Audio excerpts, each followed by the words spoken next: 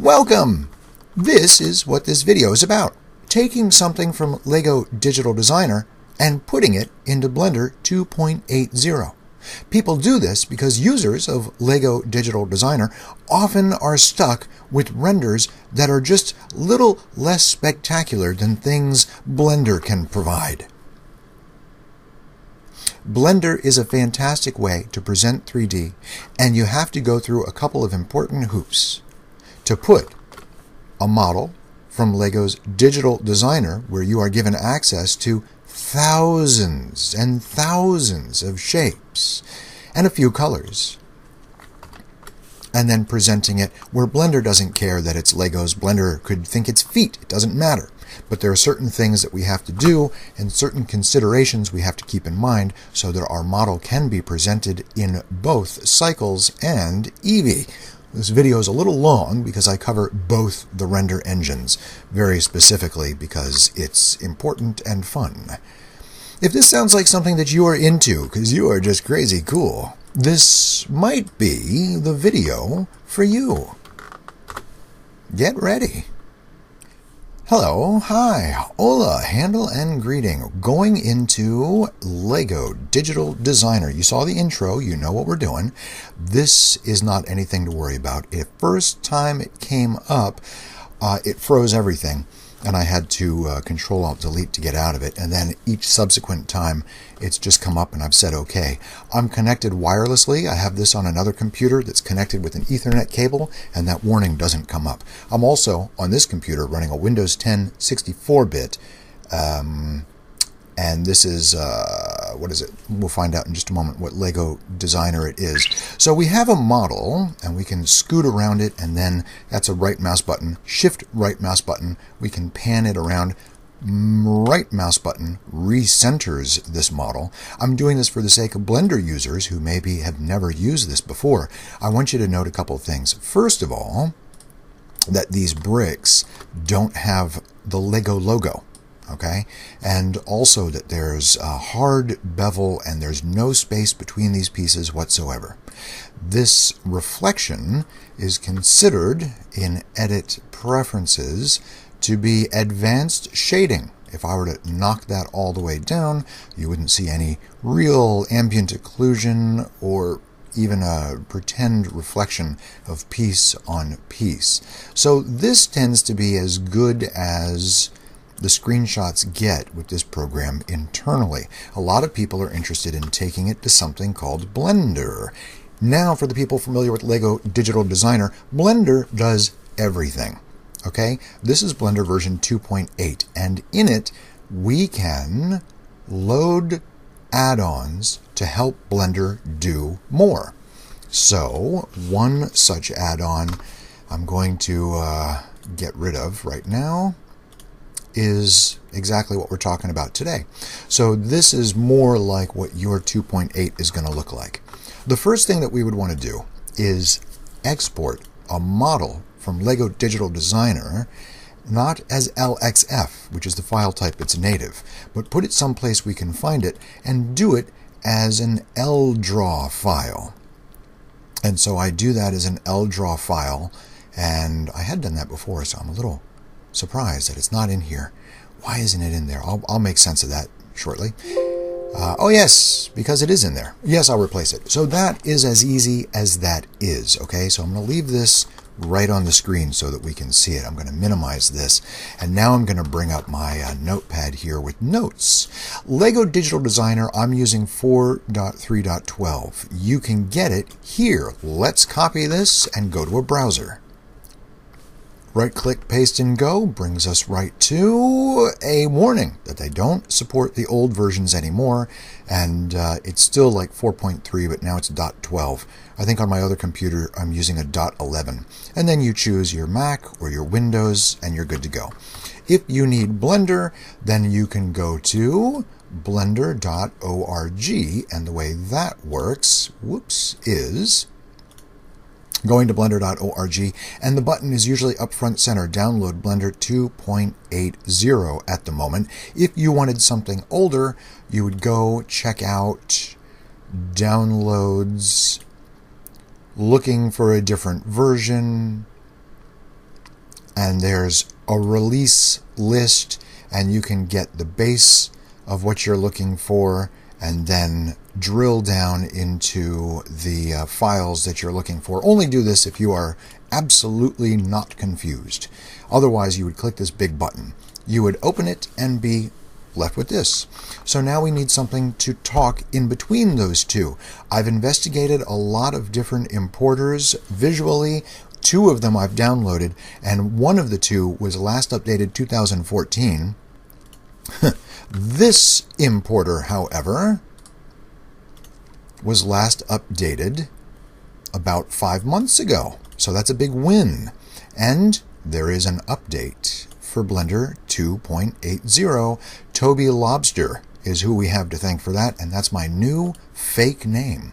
So scroll down, keep scrolling down. You'll notice with this that we're below the halfway point on the page, and we finally get to releases. Click on releases and make sure that you're laughing at some of the cute names. Ninjago release, the Pirates release, the Racers. We are all the way right now to technical, so I'm using 1.1.10. You can download that for 2.8 or for 2.79. Okay, so pay attention to which zip you download. Once downloaded, you put the zip file right where you can find it. You go to Preferences in Blender from the Edit menu. And then what you do is you select add-ons from your choices here, you install, you go and you find where it is, and we are doing this one, Import LDraw 1.1.10. Once it's selected with the left click, you just click Install, and that fast, it is installed. Now you check this box to make sure that it's enabled for you to use. You can exit this, and before you've done anything, you could certainly go to defaults and save that startup file, and it will save the add-on that you just enabled. File also has the import menu, and down at the bottom is exactly what we just enabled, LDraw. If I select that and I go to the folder where I exported, in my case, the little Santa Fe model, it's available. But wait! Yours will be blank here, the LDraw file path. What that is a special thing that this importer uses.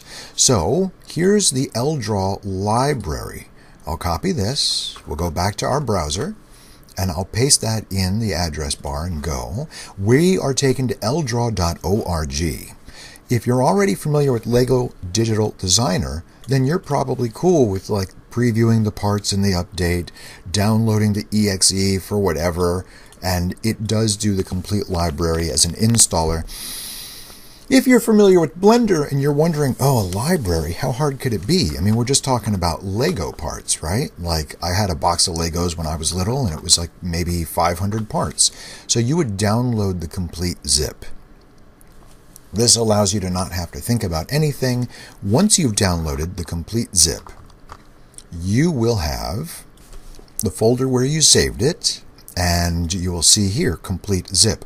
I use 7-zip, and I simply say extract here. I don't get fancy. I don't choose a folder. This will probably just take a sec. My goodness.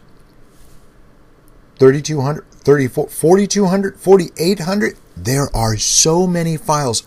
Toby Lobster was busy, man, making this library and connecting to it. The people at LDraw.org make a bunch of Lego pieces and a library of DAT files that is just like crazy. So look at the compressed size. It was so small. The processed decompressed size is really magnificent. So this goes from being 44 megabytes, and it creates this LDraw folder. And the size of that folder is over 200 megabytes in size, 250 practically. So pay attention to the name of this, LDraw. Inside LDraw is a whole list of these things that the library is able to use. So I did that because I wanted you to see how big it was and how long it takes. Problem in Windows, we can't browse. That would be nice if we could browse. So I will right-click and copy this address as text. I will come in here, make sure my I-beam is inside, and then press Control V, and there it is. I want you to notice one quick thing. LDraw is capitalized here. Don't get confused. It does not need to be capitalized. The very folder that it creates is in lowercase. Don't sweat it. The defaults that we have, I'm double checking because it's persistent. It doesn't ask you to save your changes. It just remembers. These are the defaults we have. All right, so I've set it back to what I remember as being the defaults. Let's just say import and see where we go. All right, it didn't take long. If you use Lego Digital Designer, then you'll be wondering about the mouse controls. It's your middle mouse button. Press, click, and drag to rotate and orbit, and then Shift middle mouse button will do the panning. So if you use your right mouse button, you'll keep getting a context menu. And you'll see it happens to me. This is a parent, this thing right here. And what it does is it has all of these children which can move by themselves. I pressed the letter G on the keyboard to grab them. They can move by themselves, but if I left-click, select, and press G to move the parent, it moves the entire thing everywhere. That would be the equivalent of connected selection tool, where here we would select the base, everything connected to the base goes with it. Problem is, Blender doesn't know these are Legos, and so it doesn't care that there's two houses that you and I can see visually. It's just connecting all the parts. Now, we're almost there. We're almost home, okay? This has a couple of problems. Right now, you would be in Eevee if you just downloaded this thing, and right now you're looking at a solid viewport shading. If we try to look at this in rendered view, which is what Eevee is so good at doing, everything's pitch black. Even if I take this light and I move it to the front of the model, I am still with a fantastic problem that everything is just inky pitch black. Why is that? It's something in shading, and it's something to do with the material of these objects. So this is not rendered. It's actually look dev. So the problem persists in both views, all right, but not on everything. Click a piece, and then what you'll have is a material node tree, I guess. The middle node is the one that we're paying attention to. First of all, that middle node is a group of other nodes you can access by pressing Tab. You can get out of that access by pressing Tab again. Second of all, these concave walls is an option that, when disconnected, reveal the piece. It is that concave wall normal connection that makes it impossible for Eevee to show you the color. This can be done more easily from layout, and you can go into the look dev, which is pretty fast, or you can go into the rendered view, which is a little bit slower, and select something that is black, go to the context material, and then click the normal setting and disconnect from that menu choice. Anything that has that material will register as a user. Here I see that 8 users use this material, so its color should be pale yellow. When I disconnect concave walls from the normal slot, 8 things will be visible. Those 8 things are the same color. There is a faster way to go about this, so why don't we do that right now? Let's go back into Blender. I'm just going back in to make it super easy. Okay, now that's the first problem that you got to see. We know that we're going to move this light in front of the model, so why don't I just do that right now? The front of the model is presented on -y. If you look at these axes and you begin to get familiar, this is for the Lego Digital Designer users. My tongue is so tied. Lego Digital Design users. Where's import? There we go. So it's persistent. Look, I shut down Blender and opened it back up, and it persists with these settings, which is really good. I go where I kept the model, I select the model, and now I can adjust how it imports. I really don't in the environment. I've never imported the environment. That's one thing I should have clicked last time. The concave walls are... Did you see them? Use curved wall normals. Don't use curved wall normals. Let's see what happens. here we are, back in Blender, back in Eevee. Blender users, pay attention to, something's coming up for us. LEGO Digital Designer users, here we have the Look Dev mode, and here we have the Render mode. No tweaking necessary. When I select an object and look at its material, the normal slot it's got nothing to it. I can prove that by going to the shading workspace and looking at the very same material. This is that normal slot. There is nothing going into it. Now, let's look at cycles, because I'm still a cycles guy. By the way, cycles, this is a rendered tab. When I click this, it's the same as pressing Z8 on the keyboard. In this top context tab is render. I'll switch it over to cycles. Cycles will show a problem in this view if your normals are all wrong. We didn't explore that, but I promise. So here's the problem with cycles. I love cycles. It has a lot of light bounces. It does a lot of good reflections. But watch how long it takes. Control B on the keyboard will allow me to drag and click and drag and draw, whatever, a rectangle, so that I can focus my render more to the point of this render boundary. I want to increase my viewport samples to infinity. So I will make this into 0. My path tracing samples will now climb to what is considered infinity here. It's still speckly. It's still noisy. It's trying so hard to clean up the image and to resolve light bouncing all over the place in this model. But it doesn't stop being noisy. If you render this, you can go into the View Layer tab and enable denoising option here, and that's fine. It'll help clean up some of this noise. But what I've found is the reason for this noise. One, we have a lot of light samples we don't need. Light paths is beneath sampling. I could just put this to 1, and that stops a lot of the colorful rainbow bouncing. But more importantly, when we look at this material, it is